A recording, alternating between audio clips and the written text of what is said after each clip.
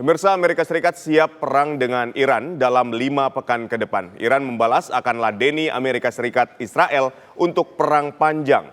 Lalu seperti apa daya tempur dari masing-masing negara? Sudah bergabung bersama kami Direktur Eksekutif Lembaga Studi Pertahanan dan Studi Strategis Indonesia, Rizal Dharma Putra. Selamat sore Pak Rizal. Selamat sore Mas Aditya, selamat sore. Baik, Pak Rizal, ini mengartikan perang panjang. Apakah secara amunisi, logistik, perang Iran ini mampu untuk menandingi Amerika Serikat dan Israel? Ya, dalam perang itu kan tentu pertama adalah kehandalan tentara, kemudian juga anggaran untuk menopang jalannya perang tersebut, dan juga supply. Hanya dalam perang Iran versus Amerika Serikat dan Israel, ini akan didominasi oleh teknologi peluru kendali, drone, juga jammer, kemudian juga alat untuk melakukan intercept, ya, dan radar untuk membaca arah rudal, bagaimana rudal itu ditembakkan, berapa lama itu rudal itu akan sampai ke sasaran, dan juga bagaimana kemampuan dari alat sistem radar tersebut mampu untuk melakukan intercept. Jadi kurang lebih mengandalkan pada teknologi tersebut, baik dari jangkauan, dari kemampuan stealth, kemudian sampai ke daya ledak. Itu dari sisi teknologi. Kemudian dari sisi intelijen adalah terutama untuk di pihak Amerika Serikat adalah bagaimana kemampuannya untuk melakukan penggalangan terhadap kelompok oposisi atau kelompok perlawanan yang ada di Iran. Nah, dalam hal ini tampaknya CIA melalui National Clandestine Service mengandalkan pada kelompok pro kerajaan, pro royalis dari Iran yang selama ini bergerak di bawah tanah. Di samping itu juga mengandalkan dari kelompok separatis Kurdi, ya, yang didukung juga oleh intelijen Amerika Serikat. Jadi kurang lebih bertumbuh pada dua hal tersebut. Baik. Nah, sekarang seperti apa? Apakah akan berlarut atau cepat? Gitu. Baik, Pak Rizal, ini melihat kecanggihan dari rudal milik Iran yang mampu menembus Iron Dome milik Israel, kemudian juga menghantam pangkalan militer Amerika Serikat di negara-negara Teluk ini, seperti apa Anda melihatnya? Ya, jadi begini, ini kan kemampuan rudal balistik dengan kecepatan yang luar biasa sehingga mendapat kesulitan untuk bisa dicegat, ya. Ini dengan kecepatan hipersonik. Di samping itu juga dengan presisi. Jadi presisi yang semakin hari kelihatannya Iran ini makin tajam presisinya. Jadi circular errornya itu semakin akurat pendek, gitu ya. Jadi semakin akurat, gitu. Jadi semakin presisi. Nah, sekarang kalau perang rudal itu adalah tentu bukan hanya sekedar banyak-banyak rudal, tetapi adalah bagaimana bisa melumpuhkan sistem intercept dari negara yang tengah berperang. Nah, di sini Amerika memiliki sistem intercept radar yang ada di di Al-Bayt, ya, situ. Nah, itu baru saja berhasil dilumpuhkan oleh pihak Iran. Nah, jadi ini juga merupakan hal yang cukup berisiko, gitu. Jadi artinya akan semakin kesulitan untuk mengintercept rudal yang berasal dari Iran. Itu jadi dari sisi perang teknologi rudal. Namun Iran dalam hal ini dia punya keunggulan geostrategis, ya, karena itu dia berperang di wilayahnya sendiri dan juga dia mampu untuk menjepit di Selat Hormuz.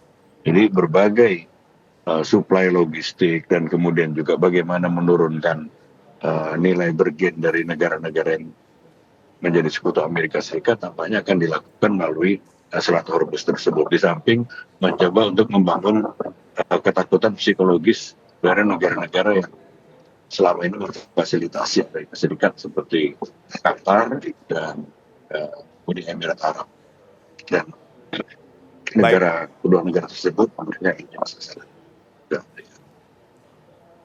baik Pak Rizal, kita memiliki informasi mengenai rudal canggih milik Iran.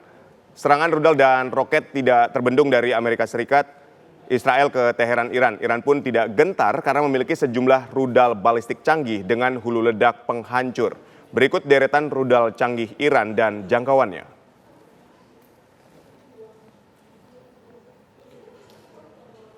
Ini yang pertama ada rudal Sejil, jangkauannya 2000 km, membawa hulu ledak high explosive.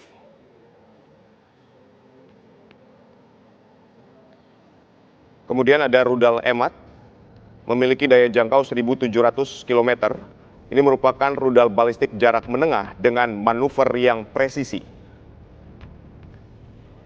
Selanjutnya ada rudal Ghadar, ini memiliki daya jangkau 2000 km, akurasi lebih tinggi dengan circular error probable.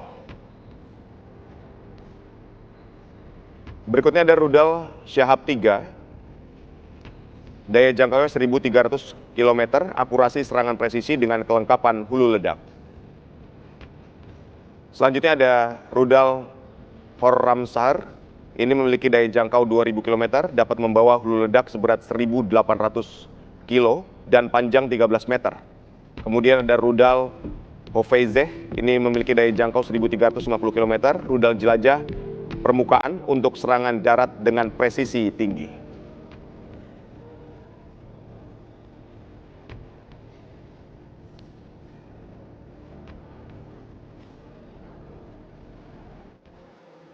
Pak Rizal, ini dari informasi mengenai rudal-rudal yang tadi saya sempat bacakan, ini apakah merupakan rudal-rudal stok lama milik Iran atau juga memang ada rudal yang diperbarui? Saya lihat itu ada yang pengembangan dari perang 12 hari yang lalu. Gitu. Jadi terutama dari sisi presisi seperti saya sebutkan sebelumnya. Saya nama-namanya itu nggak apa untuk ini. Selesai. Tapi ya kemampuan presisinya itulah kalau menurut saya yang sangat menakutkan. Gitu. Dan juga hulu ledak. Nah, hulu ledak itu kalau menurut hemat saya Iran ini masih menyimpan gitu loh. Hulu ledak yang betul-betul daya rusaknya sangat masif dan hanya baru aja dipertontonkan yang apa yang dia dia tembakkan, dia luncurkan ke wilayah Israel baru-baru ini ya, yang mengenai angkatan laut kalau nggak salah itu yang cukup dahsyat. Namun yang utama adalah sekarang bagaimana Iron Dome ini makin hari kok makin kebobolan. Itu yang jadi masalah. Apakah sudah betul-betul selemah itu atau mungkin Amerika Serikat bisa melakukan recovery dari sistem radar yang selama ini bobol terus, entah itu apakah Iron Dome atau sistem radar yang ada di Al-Ubaid gitu. Baik, lalu bagaimana sebetulnya ketika tadi Anda juga menyatakan bahwa perang itu bukan sebatas alutsista saja, tapi juga meliputi intelijen, ada Mossad, kemudian ada CIA yang seharusnya juga dapat membaca seberapa kuat Iran dan bagaimana perkembangan rudal milik Iran. Tapi ini kan seolah-olah mereka tidak membaca itu ya?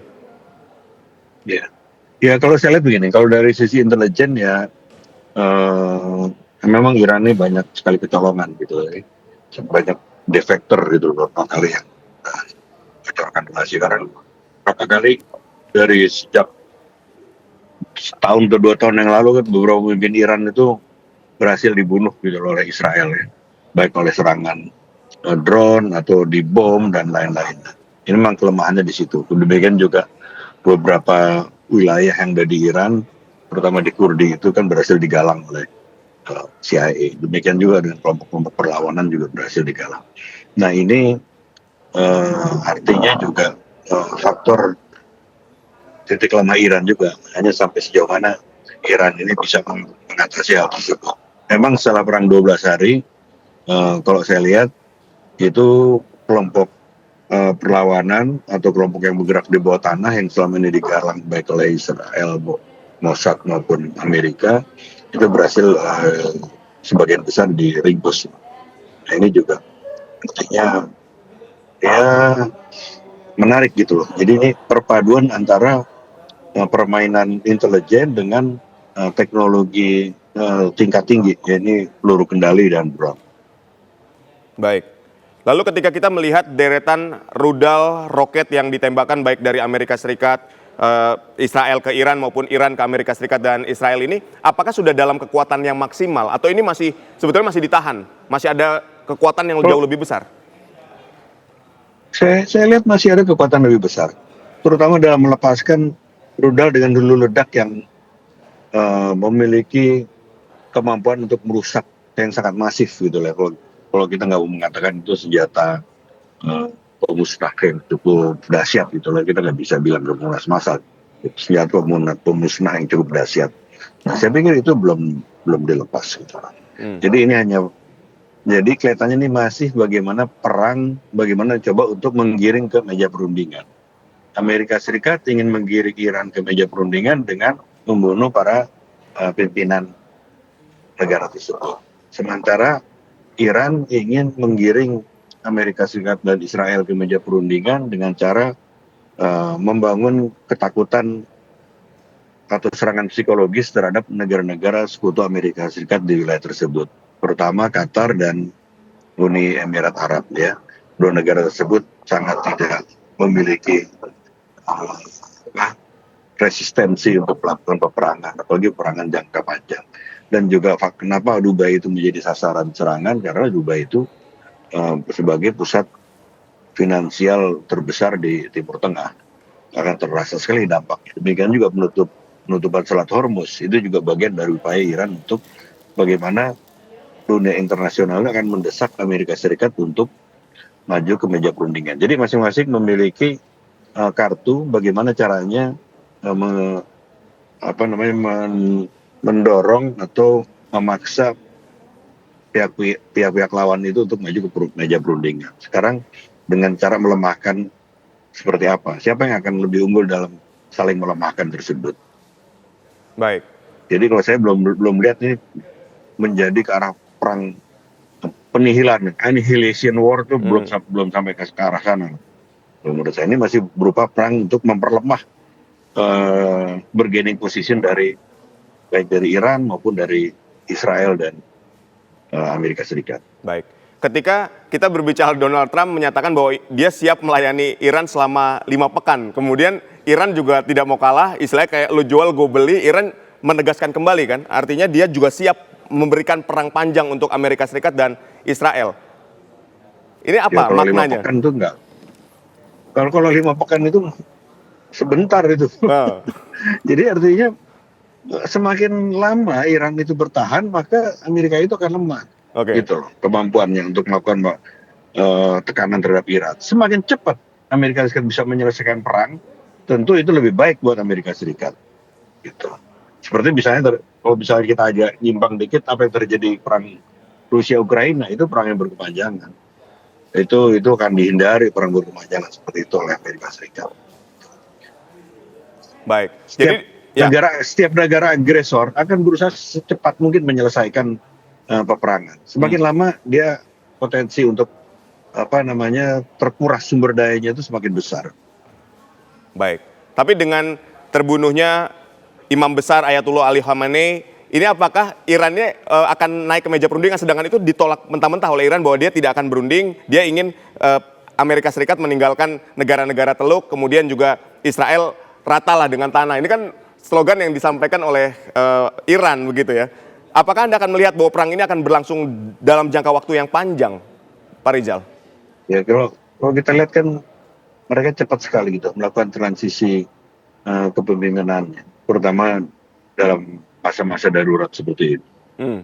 Jadi cepat sekali transisinya, dan juga mereka seperti punya layer-layer untuk melakukan backup terhadap para pemimpinnya yang tewas. Gitu.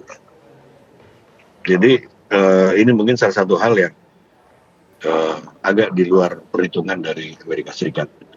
Jadi pimpinan tertinggi udah tewas, kemudian juga jenderal-jenderal juga udah banyak yang udah tewas juga. Dipikir itu bisa mendesak untuk meja perundingan. Nah ternyata sampai hari ini backupnya itu masih tetap